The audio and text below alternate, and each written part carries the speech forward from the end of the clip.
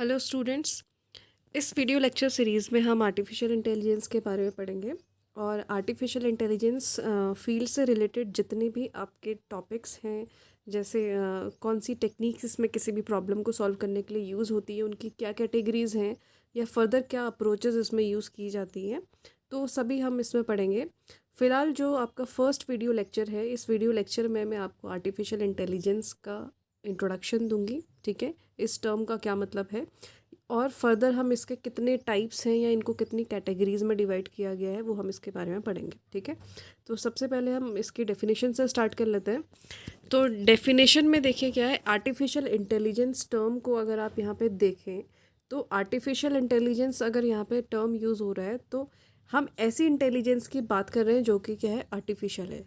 That means जैसे human की intelligence होती है, ह्यूमन इंटेलिजेंस जो है वो आर्टिफिशियल नहीं है, वो क्या है, नेचुरल इंटेलिजेंस है। ठीक है, तो हम यहाँ पे क्योंकि हम मैन मेड, आर्टिफिशियल हम किसी को भी क्या कहेंगे जो कि क्या हो, मैन मेड हो, तो हम एक ऐसी इंटेलिजेंस क्रिएट कर रहे हैं, ठीक है, जो कि क्या करे, आपकी ह्यूमन माइंड की तरह बिहेव करे। ठीक है, तो आर्टिफिशियल इंटेलिजेंस का हमारा फंडा यहाँ पे ये है कि हमें कुछ ऐसी मशीन्स तैयार करनी है या ऐसे सिस्टम्स तैयार करने हैं जो इतने इंटेलिजेंट हों कि आपको किसी ह्यूमन माइंड और उस आर्टिफिशियल माइंड में आपको डिफरेंस करना मुश्किल हो जाए। यानी कि हमें इंटेलिजेंट सिस्टम बनाने हैं जो बेसिकली ह्यूमन इंटेलिजेंस को क्या कर सके, रेप्लिकेट कर सके। ठीक है, तो हम यहाँ पे आर्टिफिशियल इंटेलिजेंस में हम क्या करेंगे, ऐसे ही इंटेलिजेंट सिस्टम्स बनाएंगे या इंटेलिजेंट मशीन बनाएंगे जो बेसिकली ह्यूमन माइंड को रेप्लिकेट कर सके। अब ये टर्म जो है वो इनिशिएट किया था एक साइंटिस्ट ने जिनका नाम है एलन ट्यूरिंग। ठीक है, तो उन्होंने क्या किया है, एक ट्यूरिंग टेस्ट उन्होंने डेवलप किया है। यानी कि ट्यूरिंग टेस्ट में उन्होंने क्या बोला है कि कोई भी मशीन को आप ट्यूरिंग मशीन या फिर इंटेलिजेंट मशीन या फुली इंटेलिजेंट मशीन आप तब कह सकते हो जब वो एक ट्यूरिंग टेस्ट उन्होंने बनाया था उसको अगर वो पास कर ले तो। ठीक है, ट्यूरिंग टेस्ट उन्होंने जो बनाया था अगर उसको कोई मशीन पास कर लेती है तो उसको हम ट्यूरिंग मशीन या फिर प्योरली इंटेलिजेंट मशीन हम उसको कह सकते हैं, जो कि पूरी की पूरी तरह क्या कर सके, किसी भी ह्यूमन माइंड को रेप्लिकेट कर सके। ठीक है, अब इसमें देखिए हम क्या कह रहे हैं, ट्यूरिंग टेस्ट का उनका क्या बेसिकली उनका क्या टर्मिनोलॉजी था कि उन्होंने क्या किया था, दो अलग अलग रूम्स लिए थे। ठीक है, और एक रूम में हमने क्या बैठाया था, एक कंप्यूटर सिस्टम, और दूसरे रूम में हमने एक ह्यूमन बीइंग को बैठाया था। और इन दोनों रूम्स के बाहर एक जो है वो ऑब्जर्वर बैठा है सपोज। तो ये ऑब्जर्वर क्या करेगा, कुछ सेट ऑफ क्वेश्चंस हैं वो दोनों से वन बाय वन क्या करेगा, पूछेगा, और उनके रिस्पॉन्स के बेसिस पे वो क्या करेगा, डिसीजन डिराइव करेगा या ऑब्जर्व करेगा कि किस रूम में क्या है, कंप्यूटर सिस्टम है, और किस रूम में ह्यूमन बीइंग है। ठीक है, यानी कि कोई पर्सन है। ठीक है, तो अगर ऐसा करने में वो अगर सक्सेस हो गया, यानी कि अगर वो डिफरेंस क्रिएट कर पा रहा है कि इस रूम में मशीन है और इस रूम में ह्यूमन बीइंग है, उनके रेस्पॉन्सेस के बेसिस पे, तो इसका मतलब है कि वो मशीन हमारी अभी इतनी इंटेलिजेंट नहीं बनी है कि वो ह्यूमन माइंड की तरह बिहेव कर सके या ह्यूमन बीइंग की तरह बिहेव कर सके। ठीक है, तो अगर ये ऑब्जर्वर क्या करे, डिफरेंस करने में फेल हो जाए, यानी कि वो डिफरेंस क्रिएट ना कर पाए कि किस रूम में मशीन है किस रूम में ह्यूमन बीइंग है, क्योंकि दोनों के ओर से रिस्पॉन्सेज ऐसे आ रहे हैं कि आपको पता ही नहीं चल रहा है कि कौन सा ह्यूमन बीइंग बात कर रहा है या कौन कंप्यूटर सिस्टम आपको रिस्पॉन्स कर रहा है। तो उस केस में हम कह सकते हैं कि ये अब जो मशीन है वो प्योरली इंटेलिजेंट मशीन बन चुकी है, इसको हम ट्यूरिंग मशीन कह सकते हैं। ठीक है, तो एक ये टेस्ट उन्होंने बनाया था जिसको हम ट्यूरिंग टेस्ट के नाम से जानते हैं। बाकी अगर मैं आर्टिफिशियल इंटेलिजेंस की बात करूं तो आर्टिफिशियल इंटेलिजेंस आप इस टाइम पे अब आपका ऑलमोस्ट हर जगह ही यूज़ होता है। चाहे आप अपने स्मार्टफोन्स ले लीजिए या कोई भी स्मार्ट डिवाइसेस जो आप आजकल नई डिवाइसेस बन रही है, सभी में आपका आर्टिफिशियल इंटेलिजेंस किसी न किसी लेवल पे यूज़ होता है। ठीक है, तो आर्टिफिशियल इंटेलिजेंस की भी कैटेगरीज आपकी डिफ़ाइन की गई हैं, किस कैटेगरी में किस लेवल तक आप इंटेलिजेंट मशीन्स तैयार करते हैं, वो फर्दर मैं आपको उसके टाइप्स में बताऊंगी। तो सभी जगह हम ऑलमोस्ट अब आर्टिफिशियल इंटेलिजेंस जो है वो यूज़ करते हैं। ठीक है, चाहे वो आपका स्मार्टफोन है, उसमें कोई आप एप्लीकेशन यूज़ कर रहे हैं, जैसे आपको वर्चुअल असिस्टेंट मिलते हैं अपने फ़ोन पे। ठीक है, जैसे एप्पल का सीरी है। ठीक है, और बाकी एलेक्सा है, और कई तरीके की एप्लीकेशंस आपको दी गई हैं जिसमें आपको वर्चुअल असिस्टेंट मिलते हैं। तो आपको रिस्पॉन्स इस तरीके से करते हैं कि आपको लगता है कि सामने से कोई पर्सन जो है वो रिस्पॉन्ड कर रहा है, ठीक है।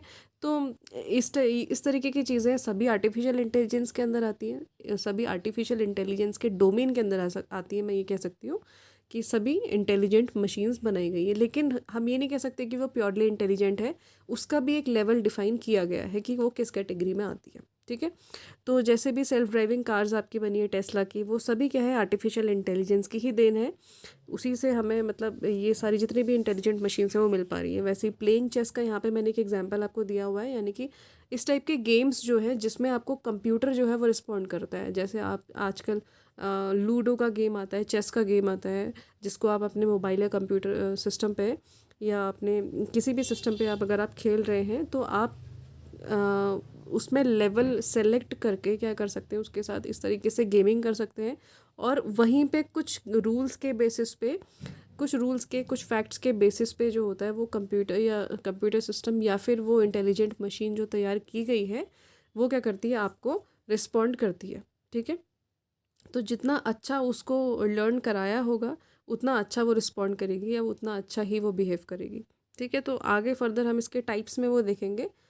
अब आर्टिफिशियल इंटेलिजेंस के टाइप्स की अगर हम बात करें तो इसके टाइप्स को भी दो ब्रॉड कैटेगरी में बांटा गया है, यानी कि इसके कैटेगराइजेशन को भी दो ब्रॉड कैटेगरी में बांटा गया है कि टाइप 1 है या टाइप 2 है, ठीक है। अब टाइप 1 में फर्दर आपके 3 कैटेगरीज हैं, नैरो एआई, जनरल एआई और स्ट्रॉन्ग एआई। और टाइप 2 की हम बात करें तो इसमें है reactive machines, limited memory, theory of mind and self awareness, ठीक है। तो ये दोनों ही अलग कैटेगरीज हैं। दोनों के कैटेगरीज के अकॉर्डिंग आपका जो इंटेलिजेंट मशीन्स हैं उनको आप क्या कर सकते हो, कैटेगराइज कर सकते हो। तो वन बाय वन हम दोनों के कैटेगरीज को एक बार देख लेते हैं। अब वीक एआई और नैरो एआई का अगर हम बात करें तो वीक एआई और नैरो एआई का क्या मतलब है कि ऐसा हम इंटेलिजेंट मशीन बना रहे हैं जो बेसिकली किसी पर्टिकुलर टास्क को या किसी डेडिकेटेड टास्क को परफॉर्म करने के लिए ही बनाई गई है।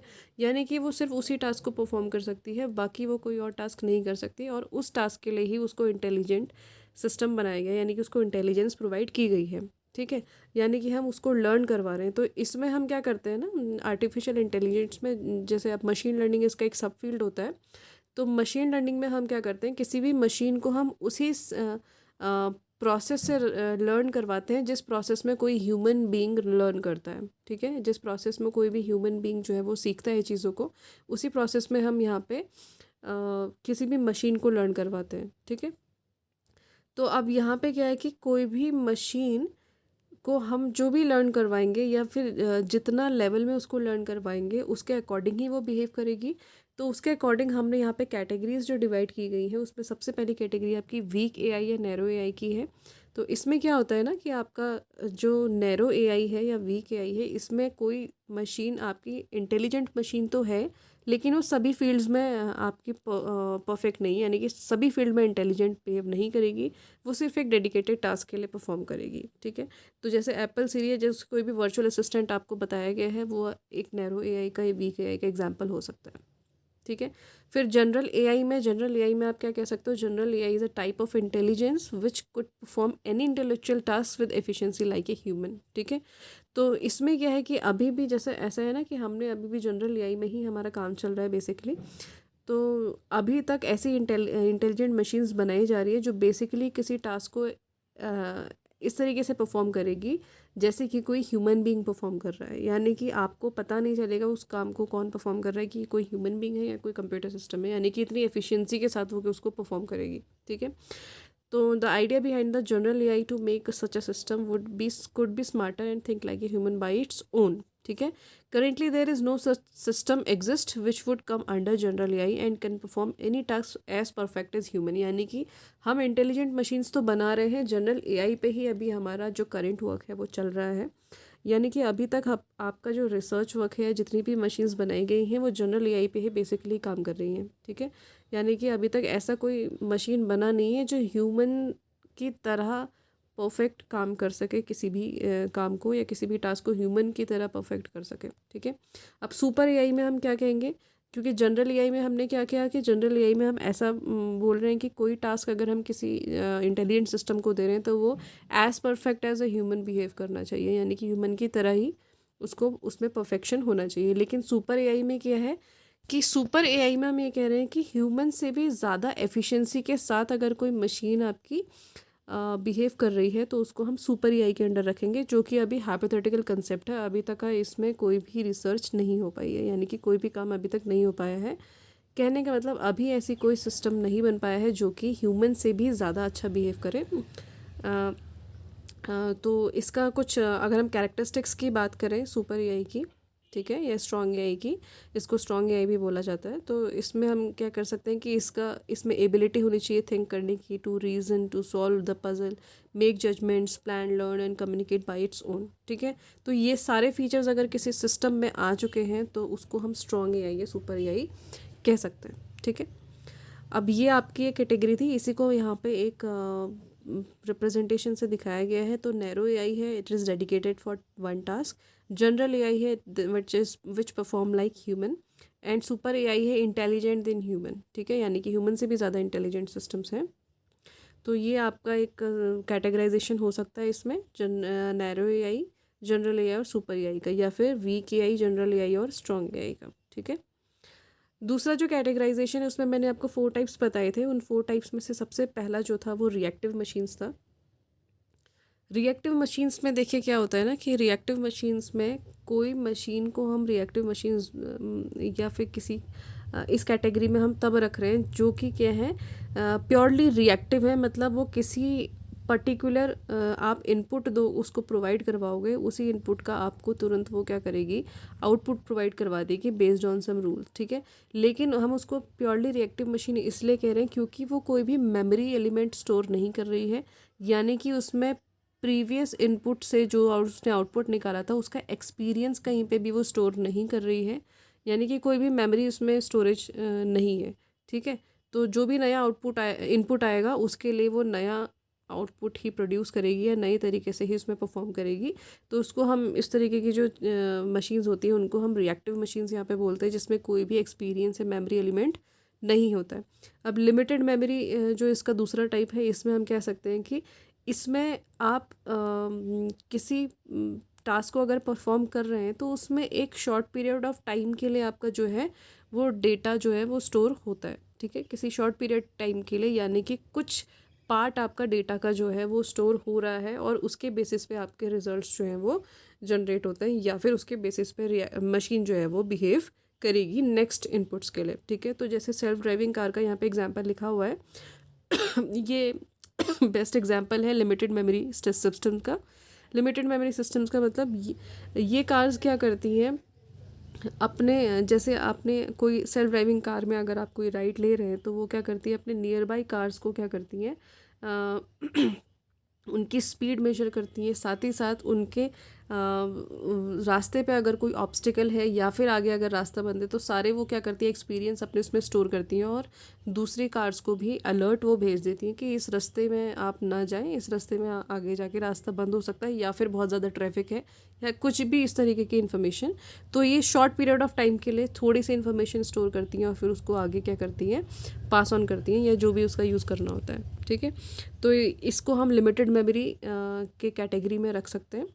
दूसरा जो होता है वो आपका थियोरी ऑफ माइंड होता है, सॉरी तीसरा जो इसका टाइप है वो है थियोरी ऑफ माइंड।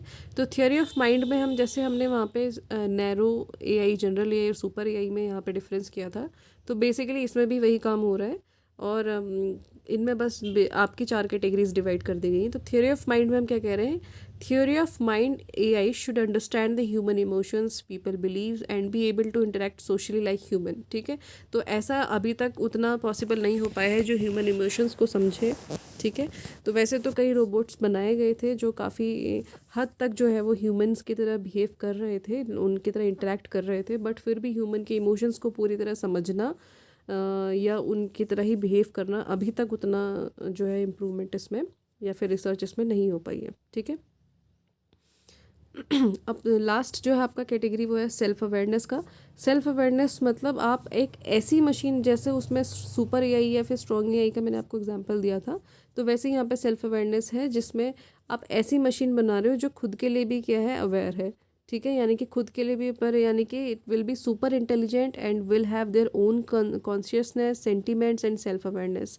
ठीक है, तो इसमें बेसिकली क्या है कि मशीन खुद ही लर्न कर रही है, खुद ही अपने उसके पास एक कॉन्शियसनेस है, अपने बारे में सेल्फ अवेयरनेस है, कुछ सेंटीमेंट्स हैं उसके, तो ऐसा आप मशीन अगर बना पा रहे हो तो वो आपकी सेल्फ अवेयरनेस कैटेगरी में आएगी, यानी कि सुपर इंटेलिजेंट मशीन आप उसको कह सकते हो। These machines will be smarter than human mind. ठीक है, वही आपका स्ट्रॉन्ग एआई का जो एग्जांपल था वही यहाँ पे आ चुका है। तो ये कुछ कैटेगराइजेशन था आपका और इंट्रोडक्शन था आपका आर्टिफिशियल इंटेलिजेंस का। तो नेक्स्ट वीडियो में हम इसके कुछ टाइप्स ऑफ प्रॉब्लम्स देखेंगे, कितनी टाइप की इसमें प्रॉब्लम्स होती हैं या किस टाइप की इसमें मेथड्स यूज़ की जाती हैं। Okay, thank you.